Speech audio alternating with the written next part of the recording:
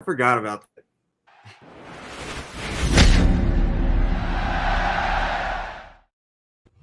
Welcome into 11 Personnel. We are live on a Monday night talking ball. Nick Roush, Adam Luckett, brought to you here by our friends at Racing Louisville.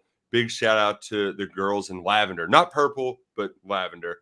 They're the best. We're going to talk about them a little bit more later on. But Luckett, first things first, this is one of our favorite episodes of the year. Oh, yeah.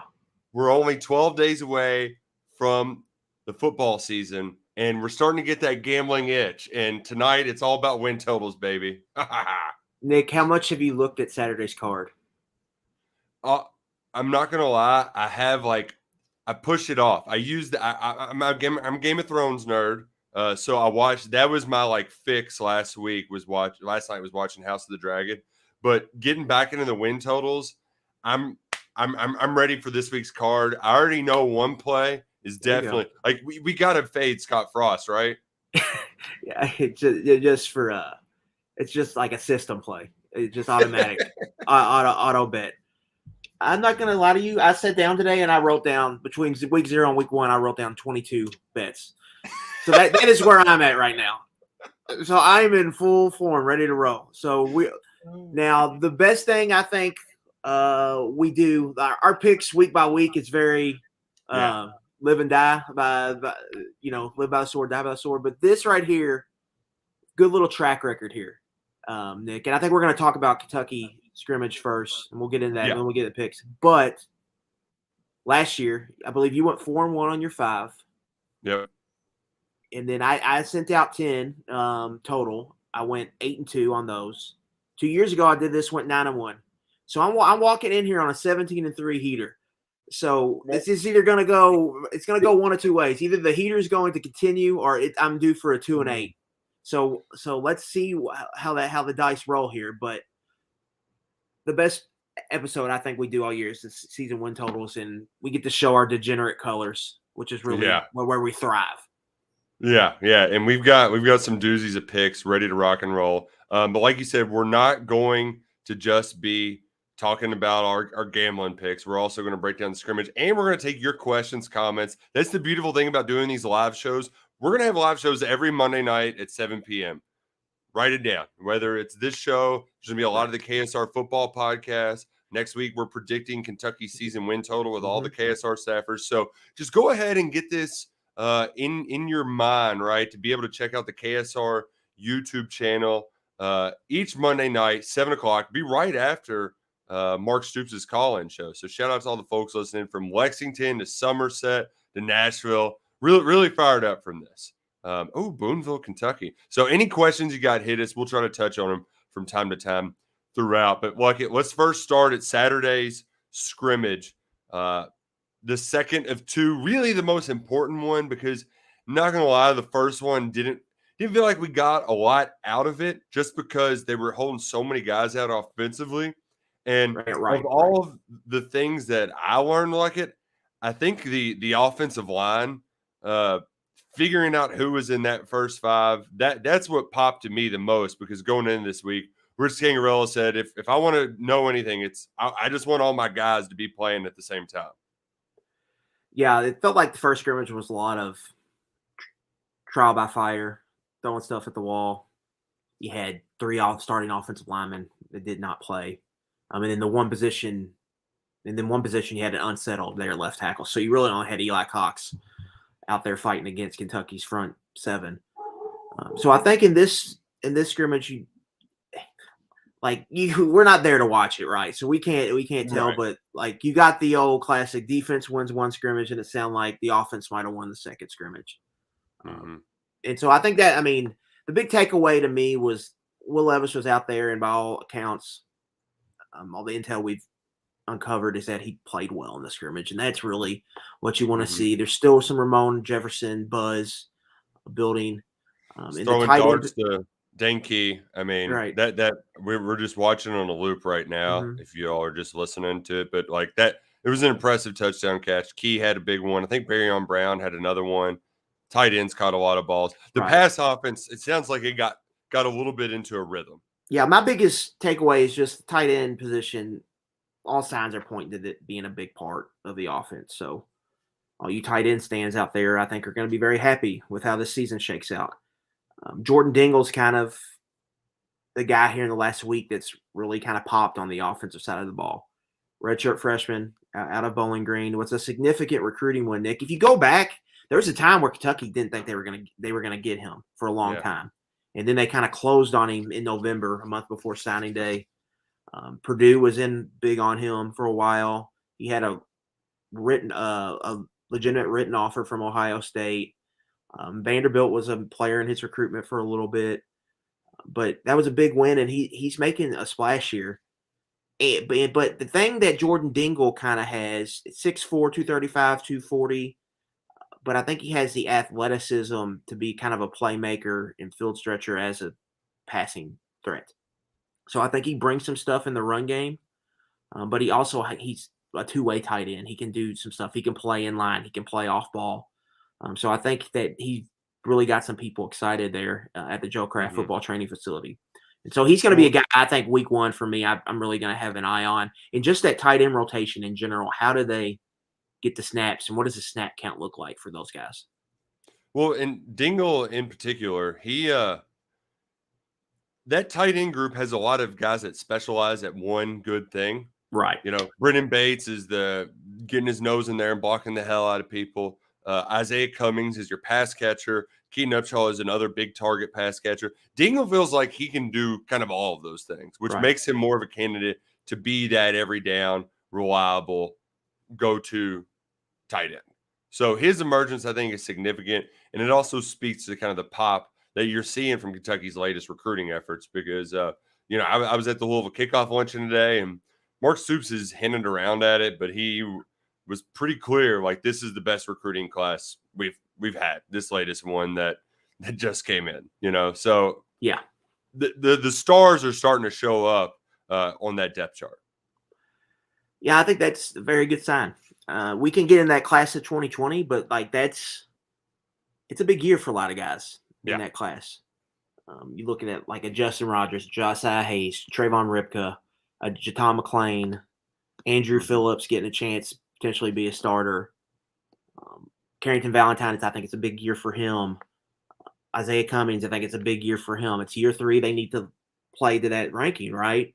A lot of Kentucky's success this year is going to be due to what they pull out of that 2020 class.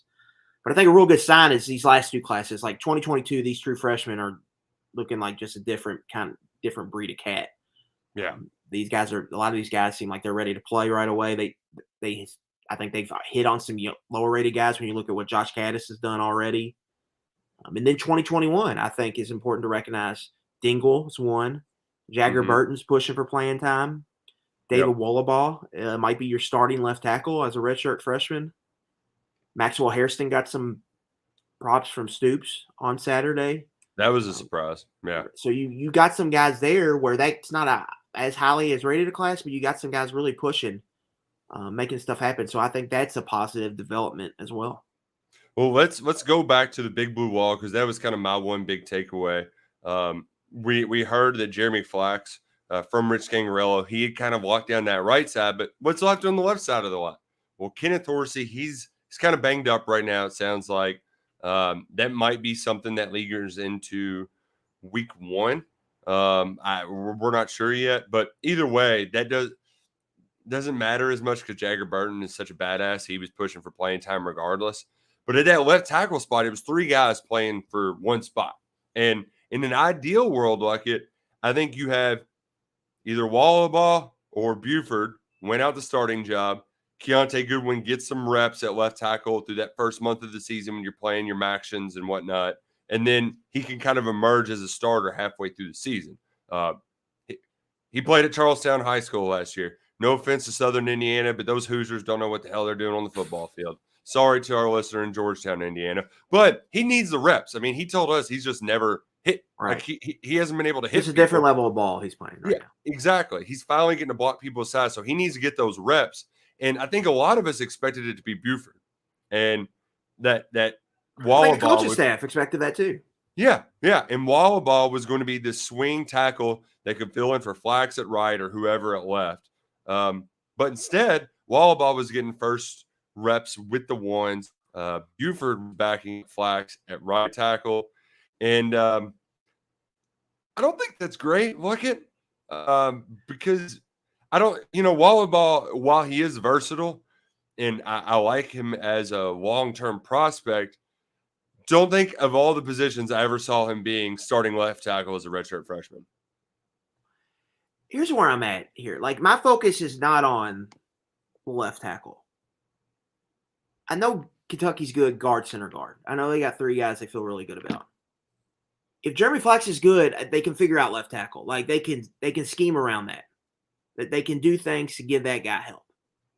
So my focus is not necessarily going to – it's going to be more on how Flax is. Because if Jeremy Flax is good and you got 4 good pieces on the front, like, you can figure out a 5th spot. There's stuff you can do to scheme around that. But if Flax is iffy and you got a big left tackle situation, that's where you could get in trouble. Yeah. So that is my real worry there. Kentucky is not going to – it's not Joe Burrow. They're not getting in 5-man protection and getting an empty and trying to carve defenses up. That's not what this offense is going to be. They are going to try to establish the run. They're going to have calculated shot plays where they get in 6-7-man protections and take a shot deep. It's not going to be spread them out and dink and dunk and play like that and try to hit goal balls all the time. It's just not going to be that. So I think Jeremy Flax has some real value in the run game. I think him and Tayshawn Manning are like, it's going to be fun to watch them work some double teams together. But pass pro, I think, is a big question for him. So how does he stand up? Like, to me, he's probably to me right now, he's behind Will Levis. He's the most important piece on the offense. They need him to be solid. If he's solid, everything's going to be fine on the offensive line. If he's not, then that's where they can get in trouble. Well, I appreciate you because I'm sure there's some folks out there watching and listening who are worried about play at left tackle. We've all seen the Sandy Bullock movie. Got to protect the blind side. Got to protect the blind side. Blind side. Blind side. Every offensive line has a weakness. Like, even the best ones, they all have one. You just got, where you get in trouble is when you have 2 or 3 weaknesses. You can deal with – if you got 1 donkey, you can deal with it. If you got 2, 3, you're going to be in trouble. So, I mean, it's just like that's where they're at right now. They should feel really good, guard, center, guard.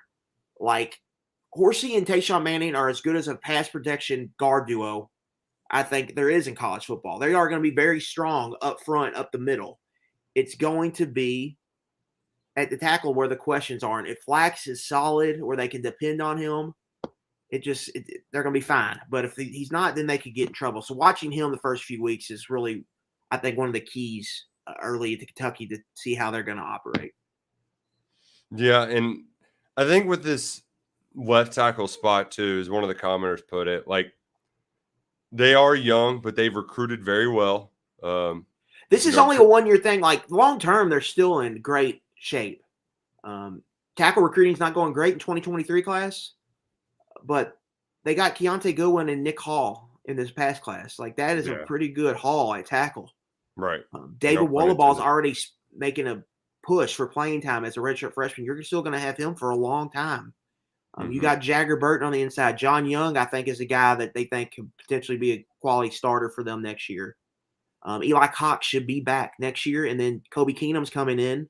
And we're all really high on him. Like, I think he's a guy who could potentially play as a redshirt freshman.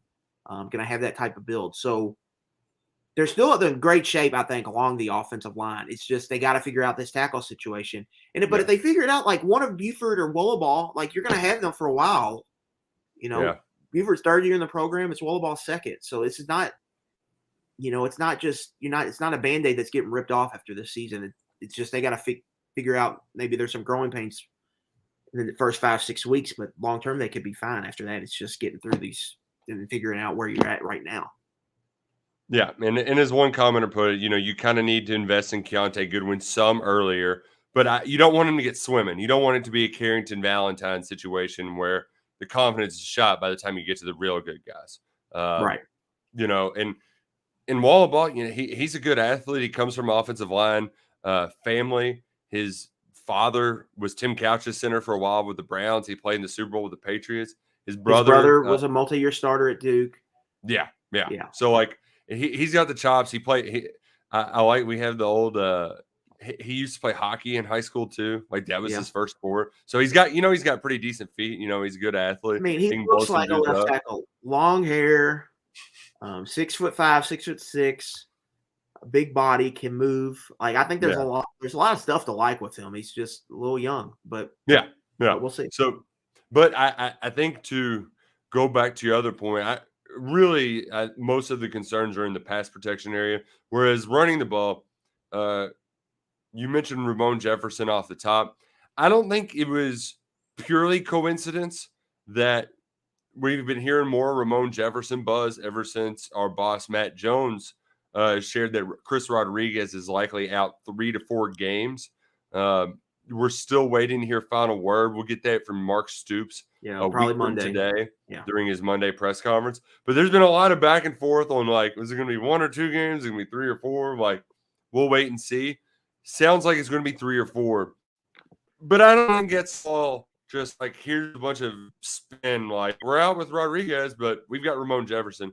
Ramon Jefferson, part of what makes him good is similar to what makes Chris Rodriguez good, and that's the ability to break tackles, to make guys miss. And that you can't see that until you get into a live scrimmage situation like they had on Saturday. Yeah, I'll be interested to see what it looks like because when I don't necessarily watch this tape, I didn't see pile mover. I didn't see guy falling forward all the time, like the stuff you associate with Chris Rodriguez with. What I think he is, though, Nick, is he's a zone runner. He knows how to run this concept. His under center, outside zone stuff. He ran at Maine. They ran outside zone stuff at Sam Houston State. He's a scheme fit for them. And he's a one-cut north and south runner with good vision, and he runs with good pad level. So I think he is the guy right now. Now, I don't think he's going to be a 20-carry guy. I think it's going to be more of a rotation. Mm-hmm. The question is, what Chris Rodriguez is great at is avoiding negative plays and efficiencies, keeping you ahead of the chains. I think Ramon Jefferson is probably going to give you a little more pop, and that outside zone scheme is going to give you more pop. You can get more explosives off that run, but you're probably going to be behind the chains a little bit more. You're going to have more second 11s, more third 9s. And so really, I think it puts more pressure on Will Levis, puts more on his plate. I think for him, this is all about, you want to win all your games, but it's really about week 2. And can they beat Florida? I think Levis has got to go down there and play really well. He can't just be a ho-hum game from him for them. I thought it could have been if they had Chris Rodriguez. But there's much we don't know really much about how this run game is going to look with Rich Scangarello and this offensive line. Last year was a little bit more known because we knew, still got Luke Fortner, still got Darian Kennard. When they want to, they're going to just run over dudes, with Rodriguez. When in doubt, they can just run over dudes. I don't know if that's necessarily the case this year. And so we're just going to have to see how it shakes out. I think the run game could be really good because they're going to have a chance to be multiple. And I think when they get in late October, in November, they can say, hey, 7, you're running the ball this week. Let's get downhill. But I don't think that's something they want to do early. So how that just shakes out, it'll be interesting. And then if it doesn't go great, then you need your quarterback to save you there. And so I think it just puts, I don't want to call it pressure, but you just need Levis to be good, right? You need him to play the expectations early. Right. He needs to be great. Yeah, you're right. Yeah. You're right. Yeah, big surprise here. But we've also warned Rodriguez might not be the only one absent. I alluded to Horsey earlier. I would assume there's a suspension of some sort for Rasan Lewis. He's not necessarily in the rotation though, so that's not as big of a miss. But Jordan Wright is also apparently going to be suspended for a game. And we heard people talking about how good the defense looked with him and Weaver back in it. You can get by with that for one game. You only really get by with it for that one game, though, because that throwing a true freshman into that situation down at Florida, that would be a recipe for disaster. Yeah, and I've talked about this. Yeah, if Wright had to miss time or Weaver had to miss time, they would just play nickel. I don't think they would play a lot of. I don't think they would put a lot on Keaton Wade, even though you do some digging, there's a lot of good things there with him early in camp. So he's a guy that can maybe be a surprise, like situational pass rusher as the season develops. But yeah, I think the defense would kind of look different with Wright. They can kind of have their cake and eat it too. Like they can be real big against the run, but then he has real pass coverage value, I think, as a zone defender when he's in his drops, and we've seen the playmaking he's had throughout his career. So I think that they like that kind of versatility they can have with him, and obviously they don't have that if he's unavailable. Yeah, so a few depth chart things to clean up that we'll get a little bit more clarity on next week. Class started today, so they're in a little bit of transitional period. It's not technically camp anymore. They'll start installing some of the Miami of Ohio stuff Game later prep on time. this week. Yeah. So Luckett will be at practice Tuesday night. We'll both be there Wednesday watching a little bit of it. And then they kind of finish out the week, get the weekend to reset, and then start game week next week. And the good news is, Luckett, is we do get some college football this weekend. We also are going to fill the fan, right? Lynn Family Stadium. You all did a great job. First ever sellout at Lynn Family Stadium 2 Saturdays ago. And I think it's because the fine folks over there helped sponsor this podcast. So appreciate you all for going out there. Let's run it back. Racing Louisville, they're taking on the Chicago Red Stars August 27th at 7:30. And here's a little perk they got going on, Luckett. $2 beers until 7 p.m. Post-match fireworks. That is a Louisville sporting event. T-shirt and a fan clapper getaway. But I repeat, $2 beers until 7 p.m. All right. So go out, check out Racing Louisville, the best women's soccer in the world. They just beat up on a bunch of international teams, and they ran into Megan Rapinoe's team and the U.S. Women's Cup. They're awesome. Haven't been out to Lynn Family Stadium to see them. August 27th, perfect time. Hit a nice little reset, watch some football before the football action gets started this weekend with Racing Lou and the NWSL. Also, check out the website too, because I'm pretty sure we got discounted tickets on campus. Does their season ever end? Dude, soccer in general, it's so long. Like the Premier League, they get maybe a week off. Professional wrestling. I mean, if you're going all year round. If you get on Twitter on Saturday morning, you'll see like college basketball journalists tweeting about. Oh yeah, yes. I don't know how they found the time because it's year round. I know Louisville City and Racing Lou, they're like November to March is their season. They play a lot. They run a lot. I can't imagine running that much like it. Did you ever play soccer? No. So do I look like I played soccer? I don't know. Yeah, I was actually a soccer. I did. Put me in the goal. We played down at what do we always joke at? We call it Sun Valley Golf Course. I used to play at Sun Valley when we were knee high, and they actually put the scores in the newspaper in like the when they used to have the neighborhood section every Sunday. And I once scored 9 goals in a game against the Rockets. So take that, Rockets. Yeah, take that. Look at you, Mr. Roush. From 9 goals to taking charges in old man basketball. Oh, man, I do it all. I do it all. Almost hit a game winner this week, by the way. It was almost. It was a little from short. Distance or like a put It back? was a tip. It was a long rebound. And I tried to throw it up from like 12 feet, and it went short. But we won in overtime. In between games, not there. You got to get that mid-range down. But what's most important, those wins don't really matter. Those wins and losses don't really matter. What really matters are wins and losses on the football this field this fall. And, folks, we got them for you. We got the winners. We got the losers. For those who haven't played college football win totals, it was a recent addition into my gambling portfolio about 2 or 3 years ago. But it's regular season wins, and you can play the push, which is something to factor into a lot of these numbers. Now, yeah. I will say when you go, we're going to be using numbers from DraftKings because Luckett and I are both in Louisville. You can't gamble in the state of Kentucky, but you can cross the river. And you're good friends in Southern Indiana. Oh, yeah. As much as I bust their chops over the football play, I love the gambling they play. And so we're going to use DraftKings numbers. I didn't see a lot of whole numbers out there. There's a lot of halves. And another thing, if you're not familiar with this, like typically you've got the minus 110 as kind of, if you bet Nebraska minus 12 or whatever, you got to pay the minus 110 on that You got to bet pay the juice to for the the casino. juice. Is what we like Well, to the call it. juice gets all gassed up on these. Yeah. There's some that you can get plus odds on, and there's some that get way out of because that's what they, instead of moving the number, they just move the juice a little bit. So Yeah. So you have to watch that. You might have Mhm. to risk a little more to bring home the money, but we can go ahead and get started here, Nick. Looks like you're first up on the board. Oh, I am going to be a little bit Big Ten heavy. Fair warning, a little bit Okay. Big Ten heavy, because I'm a big believer in. We'll just get into it. I like to fade teams, but this time I'm actually going in the opposite direction. Maryland's got Tualia Tagovailoa. He's now in year 3 in the system, and you've seen him kind of slowly get acclimated with Mike Locksley. He was with him in Alabama before he transferred over. They're starting to get into a good rhythm there. They've recruited well, hit the transfer portal pretty hard for wide receivers.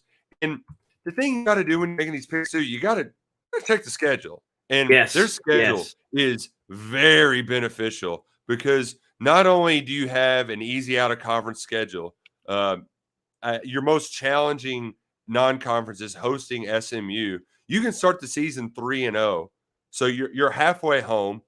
One of your big crossover game, or that's not but one of your big teams, one that I think you can beat, Michigan State at home. You got Purdue at home. That's a crossover that could turn into a shootout. That's very winnable. Northwestern and Indiana, you can take care of business. I just see a lot of like you like to count up your toss-ups, Luckett, and which ones are your coin flips. But I there's a lot of 50-50 games out there, and I think I only need to get 2. And even if I don't, I'm getting a push at 6. They're going to go to a bowl this year. So give me the plus 100, Maryland over 6 wins. Yeah, the thing with Maryland is they are very much a league pass team because that offense is going to be awesome. Talia is a solid quarterback, good scheme, and they've got legit pros at wide receiver. Jacob Copeland, who's a guy Kentucky was in on, was a big one. And then they've got some other guys. Raheem Jarrett was a former 5-star who they flipped from LSU. So, yeah, like the thing with them is just that they're in the wrong division of the Big Ten. They're in the East, so that's a little tough. You have to worry about them getting worn down. Drawing Wisconsin is not great. No. Out of the other division. Really, it's that SMU game. If you win that one, you can talk yourself into it because you got Rutgers, you got Indiana, you get Purdue at home, you get Michigan State at home. I think it's a winnable game. But you really need that 3-0 start to go get that. But if you get that 3-0 start, as long as Talia stays healthy, you should have a pretty good shot at getting at that over 6. And their team went, I believe, 6-6 last year plus the bowl win. So for you got that push insurance, right? So if you can just get 3-6 record in the league, if they're 3-0 in the non-con, you're there. So that should be pretty easy for them, you would think, with the talent they have on offense to get to that 6. And you got the plus odds there too. So love a little the house juice. money there. Yep. Look at your first pick. Who you got? We are starting here with, let's see, pull my spreadsheet up. I love it. It's a big spreadsheet guy. We're going to start off with an under here. Colorado. This is going to be weird. Colorado under 3. Okay. Colorado was an underplay for me last year at 4.5. I'm doubling down, Nick. Like, Nick, this team can, like, Trey's going to pull up their schedule here in a second, but they might not win a game this year. Like, you look at their non-conference schedule, they get TCU at home week 1. They're an 11-point dog. They go to Minnesota in week 3. And then week 2, they draw someone they could lose to as well. And then in the Pac-12, like, we'll see. Mike Sanford's the new offensive coordinator. Oh, we know how this is a fake Mike Sanford Jr. podcast for sure. And we're going to get on the team Sanford was at earlier, and it's because we're going the opposite way there after he leaves. But, yeah, at Air Force, like, there'll be a dog at Air Force. Yeah. UCLA, they're not beating UCLA. They are 0-4, and like that Arizona game's a must win. If you don't win the Arizona game, you're 0-5 going into the bye, and then what are you really playing for after that? You know, right.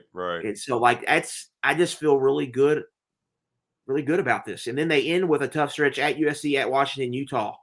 I mean, that's tough. Yeah. So under 3, I feel pretty good about. Minus 130 is what I got it at.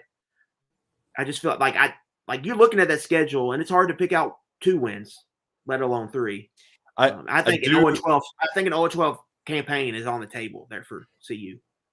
I like that opening game is going to be so bad, but you're a sicko staying up late to watch a 10 p.m. game between a TCU game on a Friday night where Sonny Dykes is already calling. He's saying he's going to play all 3 quarterbacks. Yeah, they're already treating it like an exhibition, right? That's some degenerate. You say the sicko committee, but that's what will be on at the Luckett House. We'll be hunkered down in the basement. Lucky, before we get to our next pick, I've got a big picture question for you on these win totals. All right. So I think the 3 teams that are head and shoulders above the rest of the college football field in this year going into it, they've all got the number 10.5. Georgia, Alabama, Ohio State. You're getting a lot of juice with them.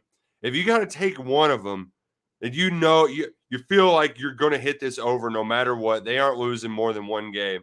Who's it going to be? Georgia, Alabama, or Ohio State?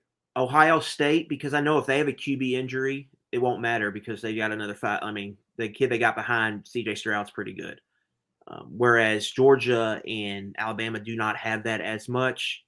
And I just think the Big Ten's easier to draw. Georgia is probably the one because if you look at their schedule, it's probably the lightest of the 3. Yeah. But we're going to get into this with Georgia. There's a lot of similarities between 2010 Alabama, the year after the first title, and this 2022 Georgia team. Greg McElroy, Stetson Bennett. Mm-hmm. Pundits said they weren't good enough to win it. They won a title. Number 1, top of the line defense who carried the team through most of the season. There's just there is a lot there. The recruiting, obviously, having to bust through. Like Alabama had to beat Florida. Like they had to come back after Florida beat them. Now Georgia they finally busted through. They go and they lose 3 games. Now what happens to Georgia with this is the first time they've ever dealt with that over there.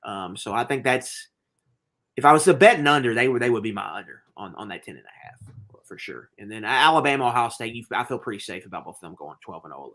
But Ohio State, I think, is the safest bet just because I know at quarterback they're going to be in great shape. I'm trying to think of a backup quarterback. Devin something? Not him. It's Kyle McCord.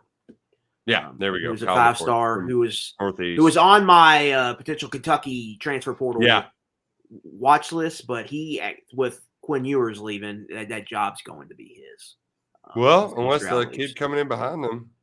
Well, yeah, and I mean they got the number 1 kid coming in 2024, Raiola. I mean, say they just the QB recruiting for them in Alabama is just, I mean, it's stupid. Yeah, but that would be my pick. I would say over Ohio State, I feel the safest.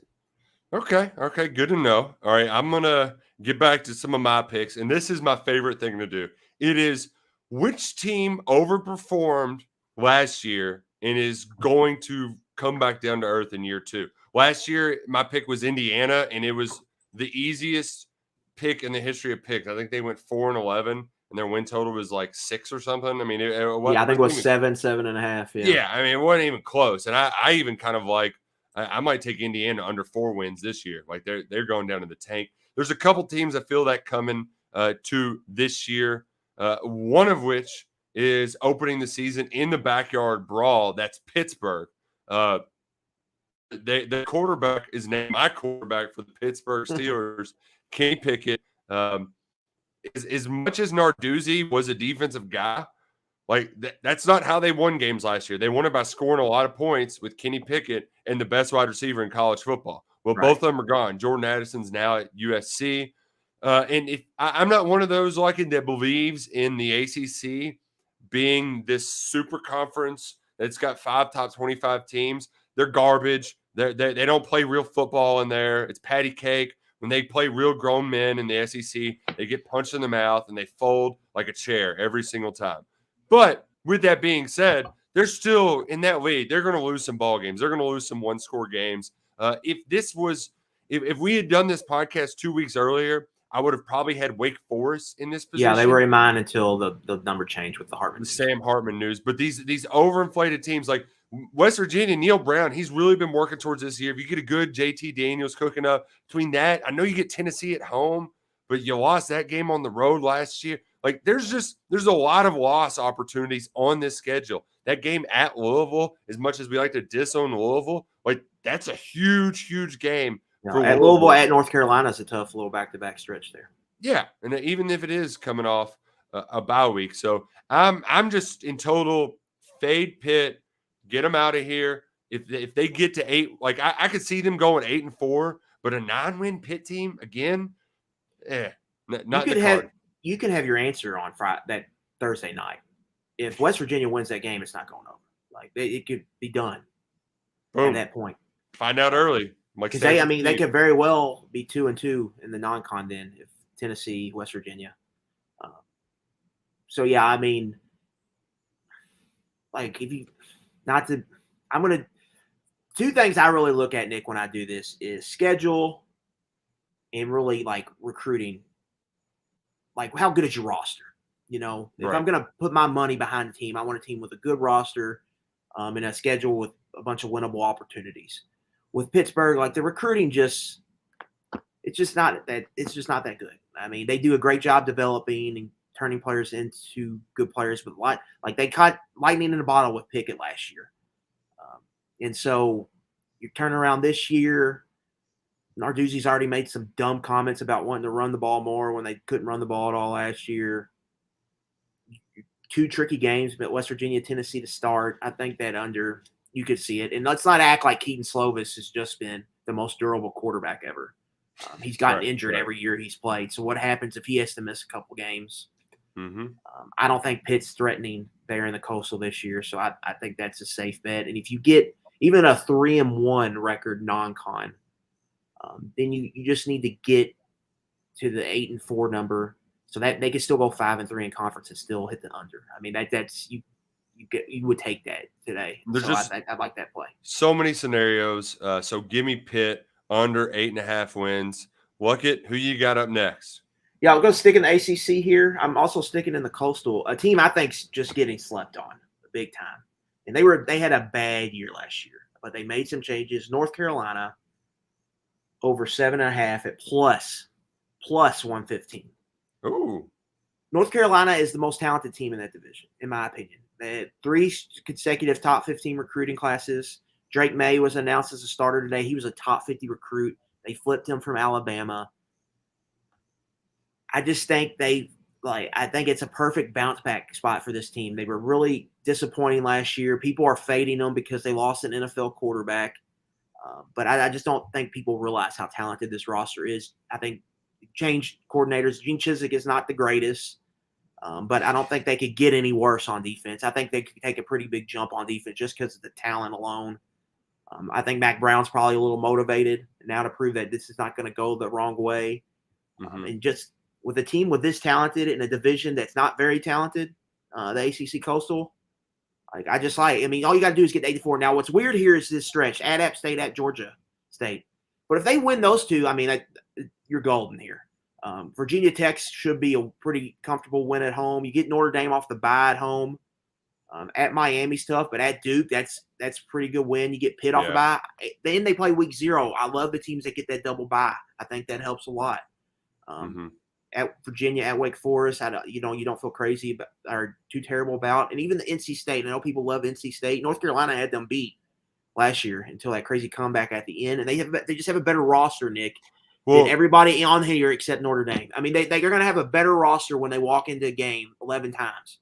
So I'm just gonna take that, especially with a team who's got this bounce back aspect that they're gonna have to them. So give me North Carolina. I think I think they have a great shot to win the Coast. I don't think they'll win it, but I can easily see this team getting to 9-3. Nobody ever knocked Mac Brown for his recruiting ability. Maybe his on-field decision-making, but the dude can recruit. He's been doing it ever since he got to North Carolina. I like that pick, Luckett. I like that pick. I am going to stick on my fade train because I'm a hater. I love to hate. Haters going to hate. Potatoes going to potate. And I'm hating on Michigan State and Mel Tucker. I can't do the he's trained. Some of this personal? Sure. He's getting in fights with Vince Merrill over recruits. You're having to deal with them a lot. But I do think that last year was sort of an anomaly. I don't have the stats in front of my face. They won a ton of one-score games. And they had the most explosive running back in college football with Kenneth Walker. And I'm really putting the emphasis on the word explosive because, as you pointed out last year, Luckett, they did not have an efficient running game. It was all big play predicated. And a lot of that big passing play game stuff, was a lot of the pass game was a lot of the same. They were just a home run hitter on offense, and they got off to that fast start. I can't trust that. I can't. Right. That's not that the lack of consistency. I don't like. And I also am. I kind of think that their division this year is going to be awesome. I mean, Michigan had their best year last year, but I don't think they're taking a huge, significant step back. They have to go to Washington in the non-conference schedule. That's a tricky little game. Start off week 3. Right. Like that's just a weird spot. And I told you about me liking Maryland earlier. That feels like a place where you could see. Well, that's a sandwich game too, because you get a big home game to start early in the season, and then you got Ohio State and Wisconsin right after that at home. But you got that sneaky trip to College Park, right? I mean, that is going to be. That is going to be a popular play, or for the guys that like to find those little matchups like that. That Maryland's going to have, I think, a lot of support from some people for that week. And they also get Wisconsin in the crossover. Like, that's going to be a big physical game. And I know people aren't talking about Burt a ton at Illinois, but our guys, Stanford, Steve, and the Bear, all love Illinois over their win total. You got that 3-game stretch right there. November 5th, November 12th, November 19th. Like, those are 3 games they should win. So you really need, the losses to come early here for them. Because if they have 4 wins by then, they're probably going to get, then it's going to be close. But if you can keep them to 3 or under 5, really, you're in great shape. But, that is the stretch right there. You're going to know here in the first 7-8 weeks. Would really like Washington to be good this year, but I'm fading Michigan State after their seemingly dream season in 2021. And Luckett, who you got up next? We're going to the Big 12 here. Texas Tech, numbers 5.5. We're going under -120. Here's the thing with Texas Tech. The last 2 years, they just loaded up on transfer portal guys. The high school recruiting hasn't been great. It's a totally brand new staff. Joey McGuire was a high school coach. He was tight ends coach at Baylor. He's coming in. He's got people real excited. They're recruiting really well. He hired Zach Kitley, who was the offensive coordinator for WKU. But Kitley, this is going to be his first year calling plays without Bailey Zappi. And we know Zappi's looking like he might be QB2 in New England. He was just awesome for them last year. So it's totally new. You're going to have one of the worst rosters, I think, in the Big 12. And you look at their schedule, Nick, the non-conference. They host Houston in week 2, I believe. Then they go to NC State. They could very well be 1 and 2 in the non-conference. And then, they could get to 4 and 5 in league play, and you're still going under. And so I like that. And the tricky thing here, Nick, I think Texas and Oklahoma are the best 2 teams in the Big 12. They get both of them at home. So they got a lot of toss-up games on the road. And that's usually you want your toss-up games at home. So I think I'm just really fading a new staff that's coming into the league and the roster that's kind of going through a rocky transition. I think anytime you're in a situation like this, a fast start is so important just to get some confidence. It's just going to be hard for them to get off to a fast start with the schedule. Yeah. They have no idea really what to do at quarterback. They've got a bunch of dudes. The 3 quarterback rule. If you have 3 quarterbacks, you have 3 quarterbacks. You don't have a quarterback. So this is a little off the board here, but Texas Tech is one I'm fading, really because the non-conference schedule is tricky. And then in league with 9 games, you get the 2 best teams at home. So if you lose those 2 at home, then you're going to need a bunch of road wins to get over the number. And so I'm going to fade against that and take the under 5.5. Luckett, our pal Jack weighed in on the chat earlier. He said, "Man, am I crazy to like Vandy over 3 wins?" He said, not only are you not crazy, we're going there. We're going all the way there. Vandy at over 2.5 plus 100 on DraftKings. I'm making that wager as soon as I get into Indiana tomorrow because you talk about the game, like the teams where you can know right away.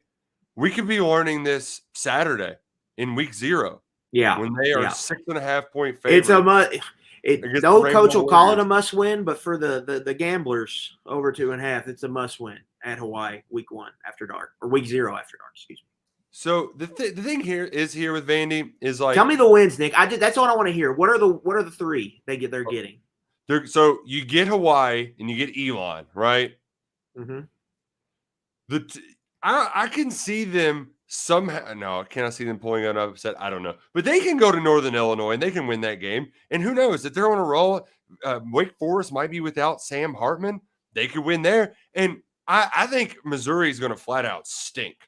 That's another possibility. There's a few more possibilities where I think you can easily get to 2, and then have 3 games left schedule. So I just need a 1-3 shot, right?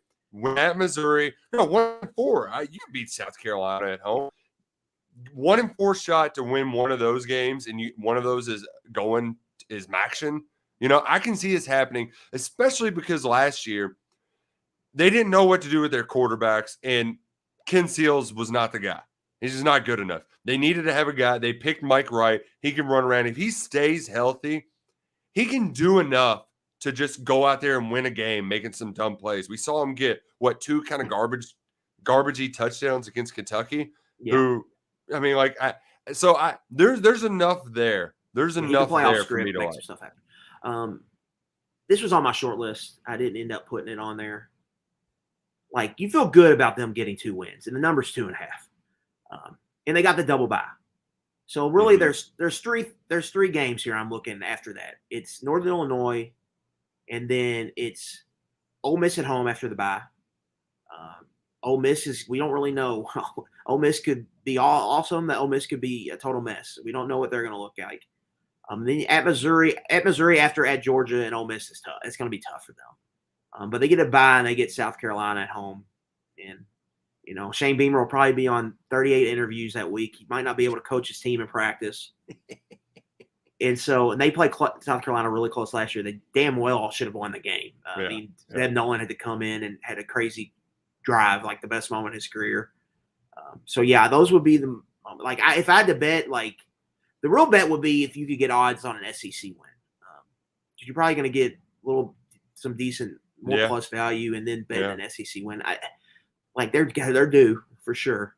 And so there's going to be opportunities there for them, but you got to beat Hawaii. Beat Hawaii, you should feel pretty good about getting it at some point. This is also one of the bets I'll get. It might be over with Saturday. They could go out there and lay it done. I haven't done my Hawaii advanced scouting, but they could be dead on arrival. Yeah, that's one. That's one. If you wanted to fade yourself, you could just play the Hawaii. Play Hawaii plus the points. Plus the even points, if you could, because then you could get a double win. Vandy could win and Hawaii could cover. Man, if that happens like it, I'm betting every game in week 1. All right, Luckett, who you got at your 4th pick? Yeah, I'm going this team I've talked about. I think they're going to be chance to be really good, like top 15 good. Mississippi State over 6.5 minus 125. Yeah, I just think there's a lot to like with this team. I'm a big Zach Arnett fan, their defensive coordinator. I think they've got legit star power on defense. Emmanuel Forbes might be one of the best cornerbacks in the country. Will Rogers, year 3. They don't have all the weapons back, but there's enough. Some people are worried about left tackle. They lost Charles Cross, but the ball's getting out fast in that system. Yeah. They're going to be fine there. You look at their schedule, non-conference, Nick, I think they could go 4-0.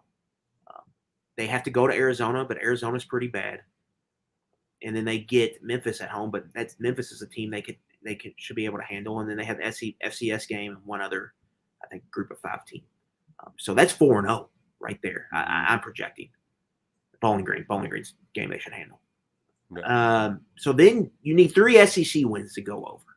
Well, and that's where it gets tough because but they got Georgia. Look at these teams they got at home outside of Georgia. A&M, Arkansas, and let's see what would the is it Ole Miss? Auburn. A&M, Georgia, Auburn. Like they can win all three of those, let alone a couple, and then can you still win on the road? I think it's a dangerous game for Kentucky, a Mississippi State game. If Kentucky gets off to a hot start, that South Carolina game on October 8th, that place is going to be on fire. Especially with all these Beamer snooze back and forth, people are going to be chomping at the bit. It's the first big home game of the year because the schedule's backloaded. Kentucky's home schedule is backloaded, and it's the week before the bye for Kentucky. So everybody's just going to turn up and get loose in for that South Carolina game. Then you're going to have to recharge your batteries and pack up and do it against a good Mississippi State team. That is the one I think is a worry for Kentucky. So that's one I could see them picking off. I think they could beat Ole Miss at the end of the season. So I just really I think this team could make a run at 8-4, 9-3. I really do if it comes together. If you're telling me over 6.5, I feel pretty confident they'll get to 7-5 at least. Yeah, and I'm with you on my concerns too because of we saw Liam Cohen. He didn't know what the hell to do with that 3-3-5 last year that Arnett runs. We got another NFL guy who's never seen a defense like that before. So and they get LSU early, which I think is good for them. Yeah, while LSU's still figuring stuff out. LSU's going to have that huge game against Florida State, and then here comes sneaky Mississippi State, and they just won there 2 years ago. And we know Leach too. He's boom or bust, right?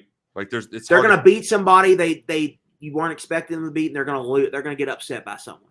So it's just where does that fall? Hopefully it doesn't fall in the non-conference. Hopefully they handle their business because if they did, then that's when you could get in trouble with it. But 7 doesn't feel like you're asking for a lot either. It's absolutely. You're not picking them to be an 8 or 9 win team.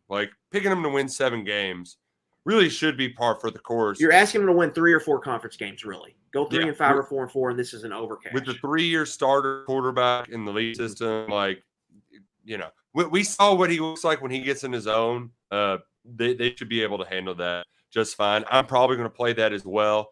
Similar to you with Vandy, it's just I'm not going to pick the same thing as Luckett. So we got to talk about different things, except we got our play of the year, Luckett. Take it to the bank. This is the 11 personnel. Fade Mike Sanford to Bolivia. Let's giddy up Tanner Morgan. Minnesota is going over. Take it to the bank. I might even put a little something on Minnesota to win the Big Ten West. Luckett. Over 7.5 wins. They got Mike Sanford out of there as offensive coordinator. They're bringing Kirk Shiraka back. Tanner Morgan's back for year 17, the Ryle product. And I don't know about you, Luckett, but Mo Ibrahim, he was first team All-American. Right. Yeah, he's awesome. If he is 80% of what he was before that injury last year, this is going to be a good football team, folks. Yeah. My 2 favorite division bets were North Carolina and the Coastal, and then Minnesota, Big Ten West. I really think they could win this. And we've seen a rotating door here in the division. Non-conference again, Nick. That's 3-0. They're going to be 20-point plus favorites in all those games. Yep. We talked about Michigan. We talked about that Michigan State game. You go and win in East Lansing, handle Purdue at home, who they've owned. Recently. That's the game too that Jeff he can't get that monkey off his back. So I'm counting that as a W for Minnesota. You win that one, 6-0 is on the table going into Penn State. 5-1 seems pretty likely. Yeah. Rutgers will be a win at home. Should be a win at home. Yeah. At Nebraska is not crazy. Northwestern should be a win at home. There's just a lot of wins there. I think. Purdue has owned Minnesota, but Iowa's owned. Minnesota's owned Purdue, but Iowa's home Minnesota. So that's the big one there for them. And then this Wisconsin series with them has gone back and forth here the last few years. But I just think there's a lot to like here. The non-conference, they're going to be 3-0. So then it's getting to 8 wins after that, going 5-4 in league play. And I think there's enough there where you can foresee them getting to that number, 8-4. And then I think if it comes together, a 10-2 type season is possible. And then they're going to Indianapolis playing Ohio State for the Big Ten title. And I know it was different because they had the receiver who he spelled his name weird, and now he plays for the Ravens. Rashad Bateman. Yeah, they had him and Tyler Johnson. Yeah, they had awesome receivers that year with Kirk Shiraka. but getting him back, because like here's the thing, PJ Fleck, he's a rah-rah guy, all right? He needs a good play caller in there. Mike Sanford was going to be a disaster. There's really no way around it. So I think teaming these guys back up, recipe for success. I like the schedule. And you know what? Betting Big Ten West is kind of fun because it is a kind of kooky division. I almost wanted to play Iowa, but that number's tough. Look, it's like 7.5. Yeah, it's tricky, especially with the offensive operation there in Iowa City. And the thing with Minnesota here is they have questions on the line of scrimmage because they're reloading there, but you have the perfect start for that. You know, you get 3 games right here, you're going to be heavy favorites. You can figure stuff out. Yeah. And I think Fleck's a good coach. They're going to figure out. They're going to win close games, and they're going to get that over here. And then just what they return on the offensive firepower, they get that, and they get their top receiver back as well. Ibrahim, Morgan, and the receiver whose names escape me are all super seniors. And their center, John Michael Schmitz, might be the best center in the country. Like, there's just a lot to like with this team, and it feels like they've been knocking on the door. It feels like this is the window for them. It feels like. Mm-hmm. Ibrahim, teammates with Jeff Pascal, right? Yep. Forget. Yep. A good counsel. Yeah, that was a good football team. So, were there any off the board, Nick, that you had in mind? Oh, were there any off the board? Were there any off the board? I'm kind of tempted to fade Brent Venables at under 9.5. Yeah. But I need to do some more Big 12 research, just because but I think that league is wide open this year. So betting them to win 8 or 9 games, I don't feel like is a reach. It's what Oklahoma does all the time, though. I mean, you could put anybody over there to coach them. It seems like they'll win 10 games, and play for a title. That's my biggest reservation is just like, well, Dylan Gabriel knows what he's doing. Like, worst case scenario, they've recruited their hair on fire. Like, they'll be fine. But I'm tempted to fade all their portal departures and adding a new coach. The other one that I kicked around, I did mention earlier, was Indiana under 4 wins, just because screw up, Yeah. Yeah. Get out of here, Hoosiers. For me, I'm going to publish 10. I'll have like I do every year. So all of you all can jump on this with me. Well, one that was there was 2 that were really close to me getting in here. Arizona State, I didn't end up being in my top 5 because it went from 6.5 to 6. But I do like the under there. And it's just a total fade of Herm Edwards. The roster's a mess. Under 6 minus 125. The issue there is there still is some talent. Like Emory Jones, I think, could be pretty good in that conference as a starting quarterback. I could see them getting to 6 wins. I didn't see 7, but I could see them putting a couple wins together. So so it didn't make my top 5, but it's still going to be a play for me. Virginia Tech's another one, Nick, under 6.5. Now it's minus 145, so you got to lay a lot. This team has a weird schedule. They are at Old Dominion to start the season. They are at Liberty, second to last week of the season. Huh. And then they have another weird road game, I believe, thrown in there, plus their ACC slate. And new head coach, defensive head coach. Sometimes these defensive head coaches get off the slow starts just because it's so much different being a head coach. And the big reason why I want to play them here is because Brent Pry is going to try to call defensive plays as a head coach. Yeah. I just think it's no brainer. Only person being able to do that is Gary Patterson. And by all accounts, he's a freak. So in a good way, just like a mad scientist type level. But right. That's just a lot to ask of you. And then you look at their offensive coordinator as a guy who was on the Jaguars last year. He's like 33 years old. He's pretty young. There's just a lot there. And if you look at their recruiting rankings, 3 consecutive sub 50 recruiting classes there. I mean, talent. They have a talent issue there in Blacksburg. It feels like a team that feels like a 4-8 team first year, just trying to figure stuff out. They're starting Grant Wells, transfer from Marshall, who was just a solid CUSA quarterback. So that one I feel pretty good about. It's under 6.5. Like they could win 6, and you're still good there. But under 6.5, I feel like Boston College. I think they get it home week 2, and that's the game. Boston College wins that. That under's cashing pretty easy. I would also say, hey, Arkansas schedule's crazy. Might want to look at that under. Yeah, A&M's another one of mine.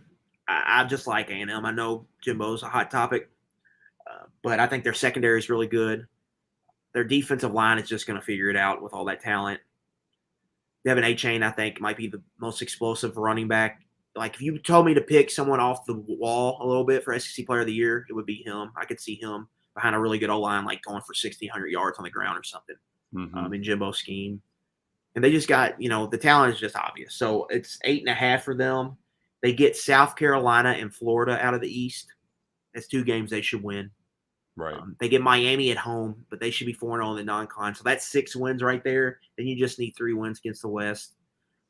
And they're better than everybody, I think. I think they have a better roster than everybody against Alabama. So I as long as quarterback is just not terrible, as long as they get some good play out of quarterback, I like Mac Johnson, they should make too. a run at 10-2. Yeah. Yeah. Either or. I mean, they've got talented recruits over there. Like he should be able to find somebody that they can play more than competent football with on offense. Well, let's wrap this up by talking about Kentucky's number. That's 8. It's the highest it's been in recorded history, at least according to one sports blogger, but it's as high as we've ever seen it, Luckett. 8 is the number. I think it's the perfect number. Personally. Yeah. And the thing is the reason why I'm probably still going to play the over is because you get the push.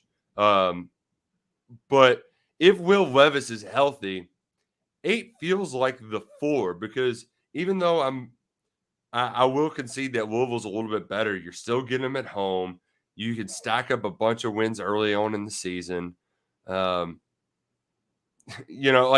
what? So I guess how do you even get to under 8 with this team, right? Like, what's the scenario? What are the losses that have to happen on this schedule to even reach there? Because that means Spencer Rattler hits, right? You lose one of the South Carolina Mississippi State games at home. Yep. You lose to Georgia. And then you go 1-3 against the SEC road slate, whether it's Florida, Ole Miss, Tennessee, Missouri. You go 1-3 there, and you lose, Georgia. You lose, and that's including a win against Louisville. That's what happens. And that's a lot.